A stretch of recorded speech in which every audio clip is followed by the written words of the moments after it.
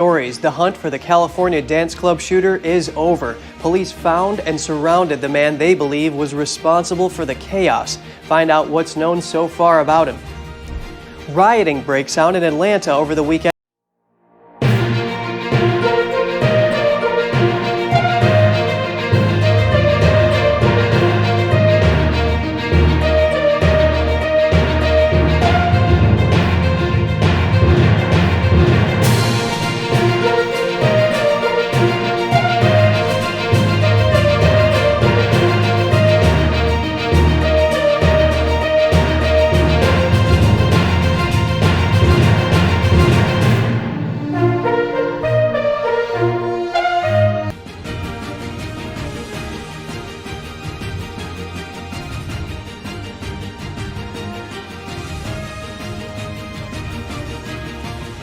Good morning. Welcome to NTD. I'm Kevin Hogan. Today is Monday, January 23rd. My colleague Evelyn is off for a few days this week. Let's take a look at the news from over the weekend. First, an update on the Monterey Park shooting in California. The manhunt for the suspect who shot and killed 10 people at a dance club is over. Authorities found him dead inside a van yesterday. Police say he died of a self-inflicted gunshot wound. NTD's Jeremy Sandberg with more on what's known so far about the suspect. A SWAT team and bomb squad surrounded the suspect's white van in Torrance, California Sunday morning. The standoff lasted for hours. A gunshot rang out when police got closer to the van and ordered the suspect to get out. The dead man inside was identified as 72-year-old Hu Can Tran. Investigators say several pieces of evidence found inside the van linked Tran to both Saturday's shooting at the Star Ballroom Dance Studio in Monterey Park and a thwarted attempt at another dance club nearby. Authorities say about a half hour after the attack in Monterey Park that left 10 people dead and 10 others injured, the gunman entered the Lai Ballroom in Alhambra. People there managed to grab the gun away from him. He was disarmed by two community members who I consider to be heroes because they saved lives. This could have been much worse. Witnesses say the gunman escaped and drove away in a white van. That information, along with surveillance camera footage and the suspect's description, helped authorities track him down. Congresswoman Judy Chu assured the community it was now safe, but said many questions still need answers. Did he have a mental illness? Was he a domestic violence abuser?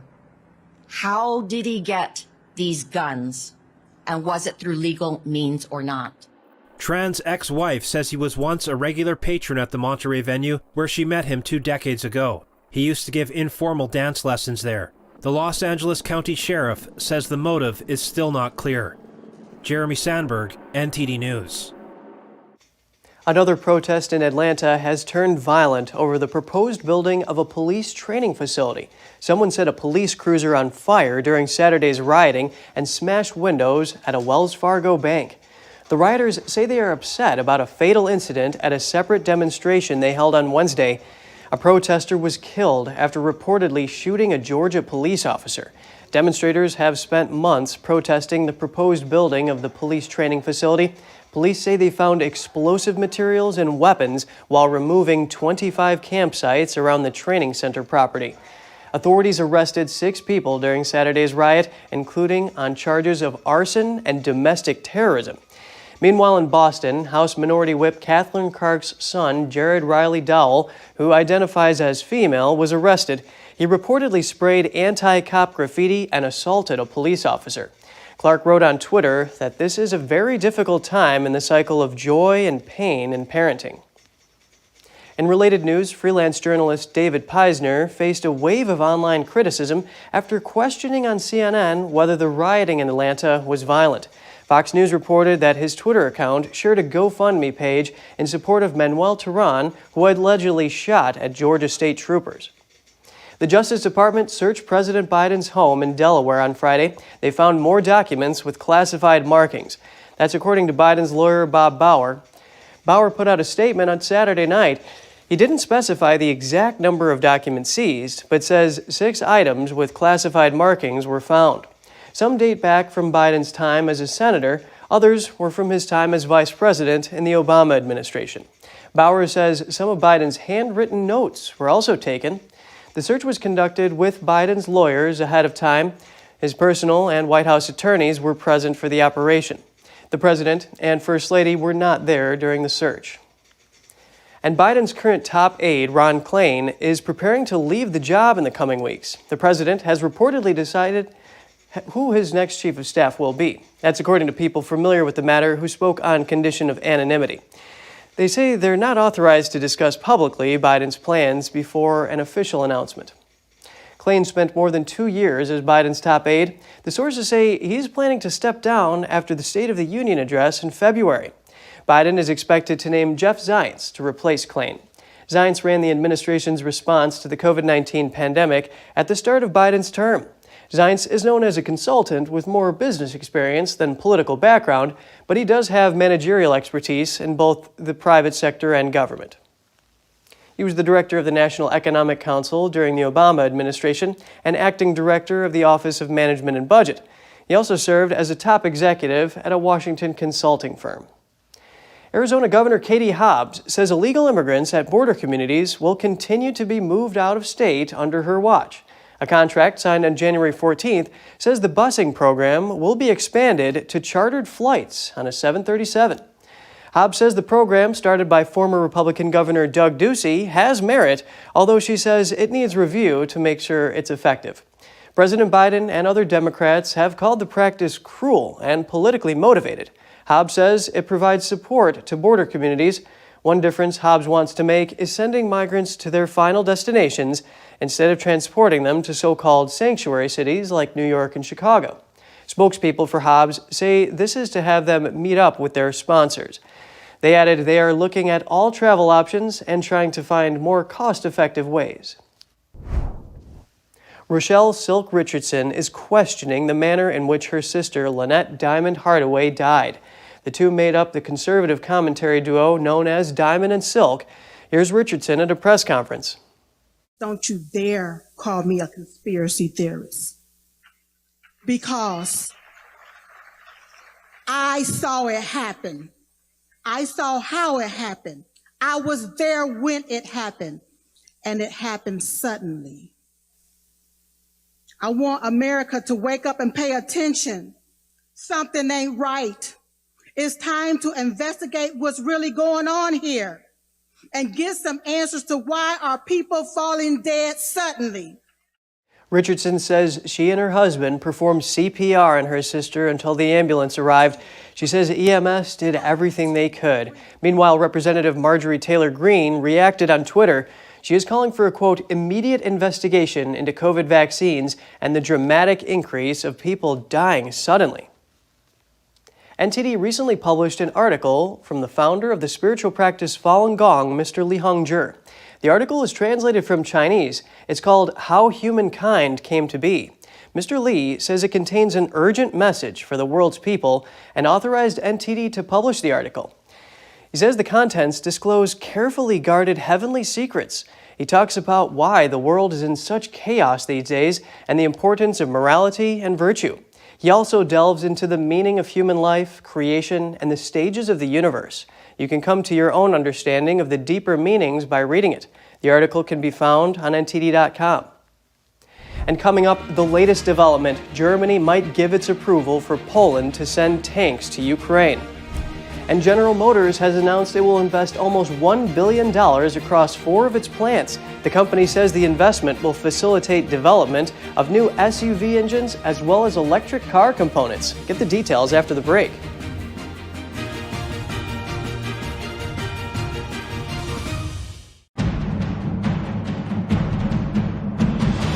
A performance that truly matters for each and every one of us.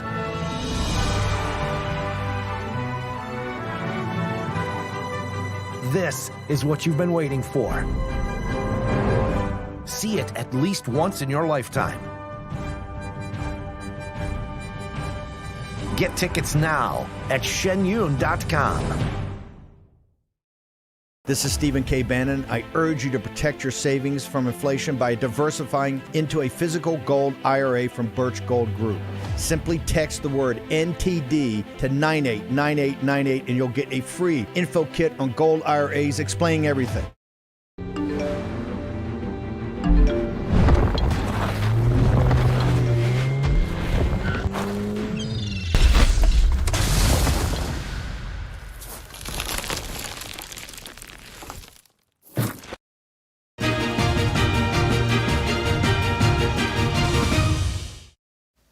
Welcome back. Former UK Prime Minister Boris Johnson met with Ukrainian President Zelensky in a surprise visit yesterday. During his time as Prime Minister, Johnson sought to position London as Kyiv's top ally in the West. Johnson was personally welcomed by Zelensky and a row of top officials, including the foreign minister and the head of the president's office. During his trip, Johnson also visited Borodyanka and Bucha. The two suburbs of the Ukrainian capital saw some of the most intense fighting in the first phase of the war. The regional governor showed Johnson the extent of the damage on a tour around destroyed apartment blocks. It's a possible breakthrough for Ukraine. Germany's foreign minister said on Sunday her government would not stand in the way if Poland wants to send its German-made tanks to Ukraine. German Foreign Minister Annalena Baerbock said on Sunday her government would not stand in the way if Poland wants to send its German-made Leopard 2 tanks to Ukraine. Ukraine has been asking Western allies for the German-made tanks for months, but Berlin has so far held back from sending them or allowing other NATO countries to do so. Baerbock's statement comes after Poland signaled that it could send the tank without Germany's approval. Her remarks appear to go further than German Chancellor Olaf Scholz's comments at a news conference in Paris earlier that day.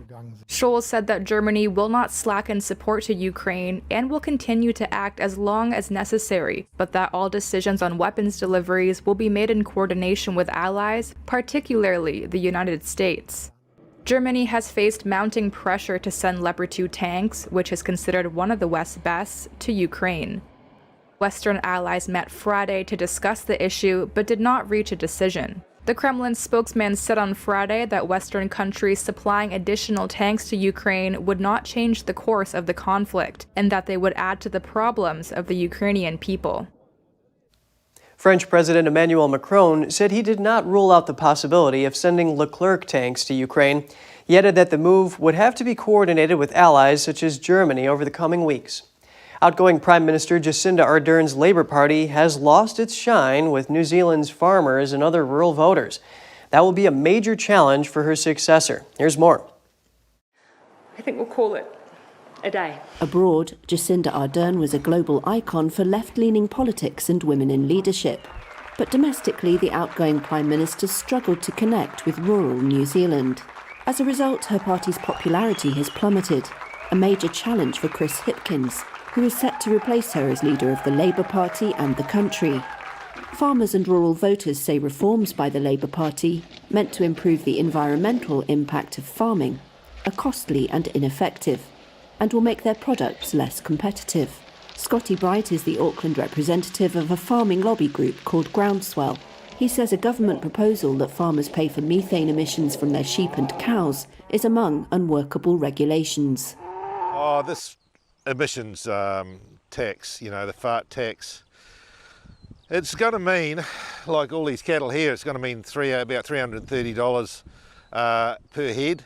So on a farm like this, it's about $130,000, $140,000 a year extra tax the farmer's going to have to find.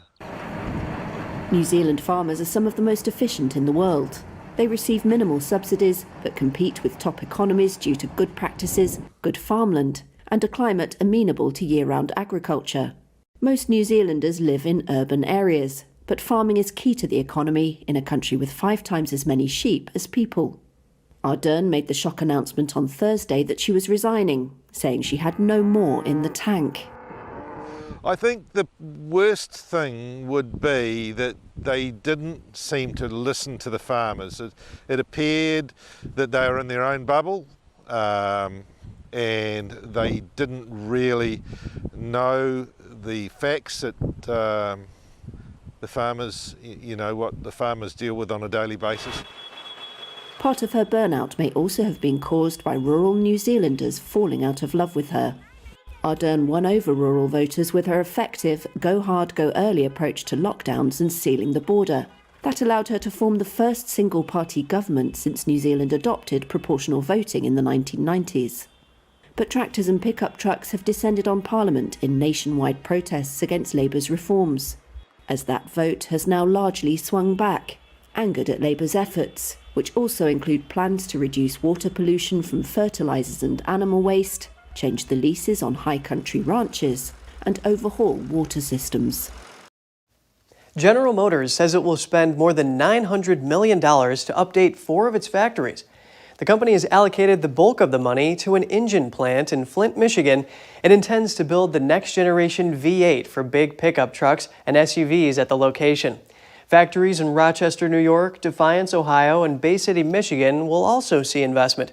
The investment will also include the production of parts for future electric vehicles. The company says no new jobs will be created through the investment, but it will aid in preserving nearly 2,500 existing positions across the 4 sites. Chinese Lunar New Year was this past weekend, and all 8 companies from Shen Performing Arts had performances at the same time globally. NTD's David Lamb spoke to audience members at Colorado's Ellie Calkins Opera House. Ringing in the Lunar New Year for 2023, Shen Performing Arts is here in Denver, Colorado, portraying China before communism. Mesmerizing and absolutely eye-catching. You can't take your eyes away from it. Oh, I think it's great. I think it's really lovely to see the art come back and the ancient cultures come back and the appreciation and actually the blend of the audiovisual. Kind of makes it updated, but it's still traditional, which I think is a nice blend. It lived up to the expectations. Like I said, I was very excited, and it was very interesting to be able to see some of the Chinese culture, especially through dance. Oftentimes culture can be best represented through things like dance, music, and food, and so it was, we got 2 of the 3 there. We loved it. New York-based Shen Yun began in 2006, and its dancers use classical Chinese dance to show 5,000 years of Chinese culture. Every one of them, every single one of them is amazing. They're all so precise. They're all in sync all the time. They each know what everybody else is doing, and it's all just a unit that performs as a unit. You could tell that they are truly masters of their craft. They have practiced many, many hours, I'm sure, and they executed beautifully, and I could tell that they were also enjoying themselves while they were doing it. Very talented dancers. Yeah, well, the skill level is very impressive.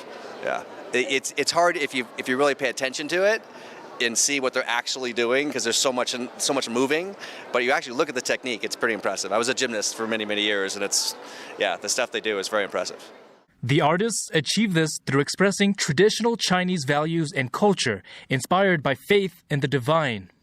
It's interesting for me to get some insight into the culture that I know very little about in China, and to introduce into that some of the modern day problems that still exist was enlightening. I think that it's important that some of the cornerstones that are a part of somebody's faith is what truly helps them build character and become the people that they need to be. And ultimately, that's what can help us all create a better society. Shen Yun is returning to Colorado again in March. Reporting in Denver, Colorado, David Lamb, NTD News. The Chinese Lunar New Year celebration will last till the Lantern Festival in February. It is steeped in traditions dating back hundreds of years. We hear from a museum curator how China's most important holiday was once celebrated in the imperial court. Let's take a look. Enter the world of 18th century court life for a Lunar New Year celebration fit for an emperor. Here at the Hong Kong Palace Museum, visitors can experience how one of China's longest ruling emperors, the art-loving Qianlong, celebrated the holiday. I would describe the Lunar New Year celebration as a symphony of the senses. It's less about, what you see, fabulous things, but also you have to imagine what the emperor and his families would hear, what they would taste, what kind of things they would touch, and what are the aromas they would smell. We really have to use all our senses to imagine what happened 300 years ago inside the Forbidden City. Everything has a hidden meaning. For example, if you look at a beautiful vase, it means a peace, because Ping and Ping An, right? The character for vase has the same pronunciation with the character for peace. There are tons of fertility symbols as well, but also gourd. The gourd contains many, many seeds. And also the gourd is known in China as hulu, and it has a similar pronunciation with the words for wealth and auspicious. One of the gallery's standout pieces is a regal dragon robe in vermilion silk and real gold thread, festival attire for the emperor and only the emperor. But there are many holiday traditions from the imperial palace that are still practiced today, like the decorative use of colorful and symbolic flowers, as well as hanging wall decorations carrying auspicious messages. I hope that a lot of visitors will come and really connect these ancient objects with their personal life today. Chinese New Year is China's most important holiday, and also one of the busiest times for travel. For Hong Kong, which until recently endured some of the world's toughest COVID restrictions, the holiday is a much-needed boost for the tourism sector. Visitors can venture inside the new $450 million building, a treasure trove of relics, more than 900 on loan from Beijing's Forbidden City, all inviting discovery in the Year of the Rabbit. Coming up, a story of kindness and patience. Find out about the blind horse that got a second chance at life after the break.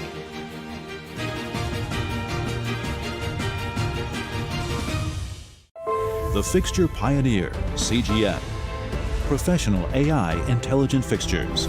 All-round integration of 4 systems. High precision, high durability, high quality. 2-micrometer repetition accuracy. More than 80 patent certificates. ISO 9001 approved. Precision clamping to meet your every need. CGM has it all. Pride of Taiwan. CGM. Hi, I'm Smokey Bear, and I made an assistant to help you out, because only you can prevent wildfires. Hey, Assistant Smokey Bear, call me Papa Bear, because I'm grilling up dinner. Do you get it? Yes, good job. So, what should I do with all these coals? Don't just toss them out. Put them in a metal container because those embers can start a wildfire. I understand. The stakes are high. Ha, ha, ha, ha. See, Smokey thinks I'm funny.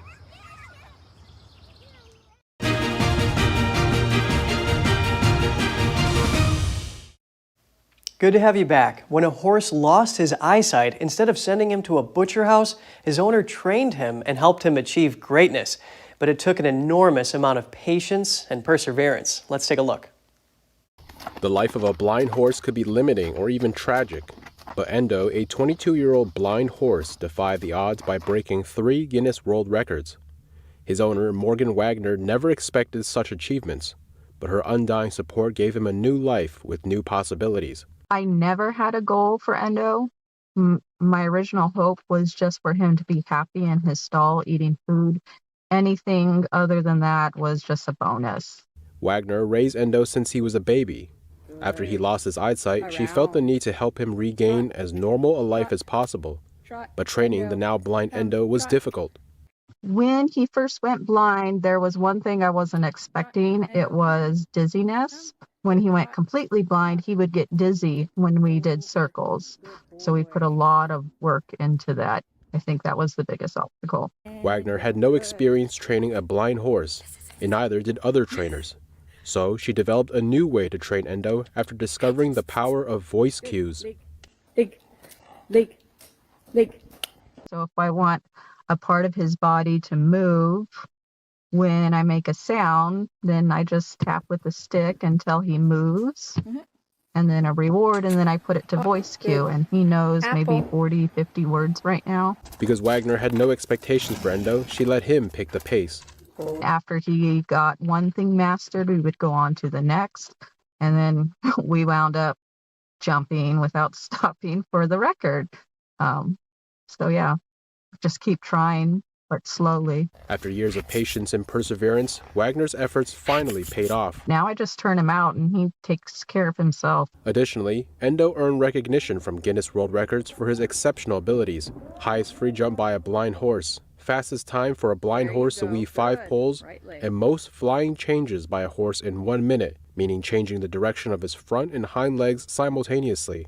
Wagner hopes to motivate other owners to pay more attention to their disabled horses. Reporting by Angela Moy, NTD News. That's all for today's program. We'd love to hear from you. You can share your thoughts and your story at goodmorning@ntd.com. So shoot us an email if you'd like. Thanks for watching. I'm Kevin Hogan.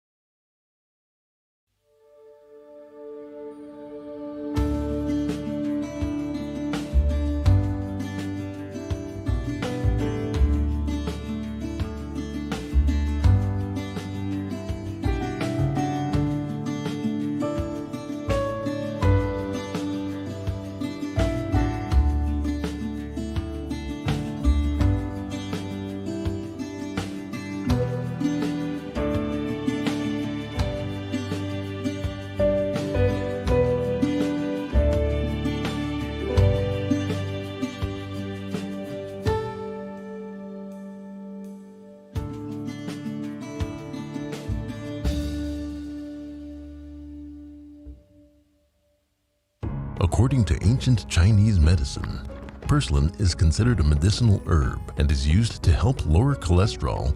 Thanks for watching us on YouTube. Did you know YouTube only keeps selective videos on its platform? So if you want to make sure you get the full picture, just subscribe to our newsletter.